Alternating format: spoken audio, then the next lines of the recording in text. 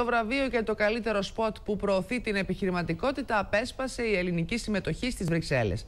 Στην εβδομάδα για την επιχειρηματικότητα που διοργάνωσε και φέτος η Ευρωπαϊκή Επιτροπή, επιχειρηματίες αλλά και δημιουργοί παρουσίασαν τις ιδέες τους και συζήτησαν τις προοπτικές ανάπτυξης των μικρομεσαίων επιχειρήσεων μέσα στο σύγχρονο δυσμενές οικονομικό περιβάλλον.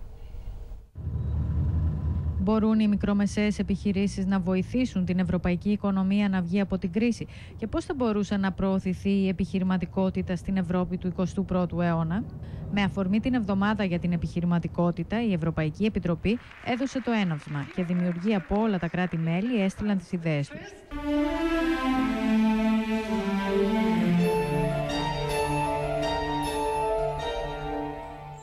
Σε πείσμα των καιρών, αλλά και εκείνων που θέλουν να βλέπουν μόνο τα αρνητικά της χώρας μας, η ελληνική συμμετοχή ξεχώρισε, αποσπώντας το πρώτο βραβείο για το καλύτερο βίντεο που προωθεί την επιχειρηματικότητα.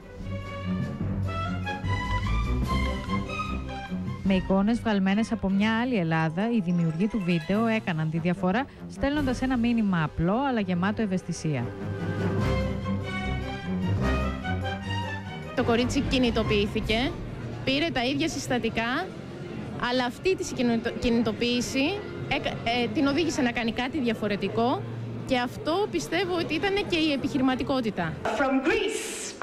Η ελληνική συμμετοχή άφησε μια πολύ καλή γεύση, ενώ τα λόγια της βραβευτήσας Μάρας Καποτά συγκίνησαν το κοινό που τη χειροκρότησε θερμά.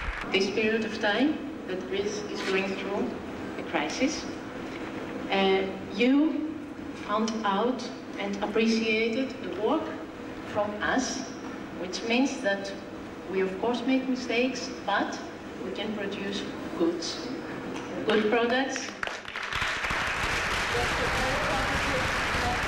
Thank you very much. You want to add something? You support Greece. You are Europe. We will you support. Στο πλαίσιο των εκδηλώσεων που διοργανώθηκαν με αφορμή την εβδομάδα για την επιχειρηματικότητα στις Βρυξέλλες, βραβεύτηκαν ευρωπαϊκές επιχειρήσεις που με μικρό προϋπολογισμό αλλά με μεγάλες ιδέες έχουν καταφέρει να κάνουν τη διαφορά στις ευρωπαϊκές και όχι μόνο αγορές.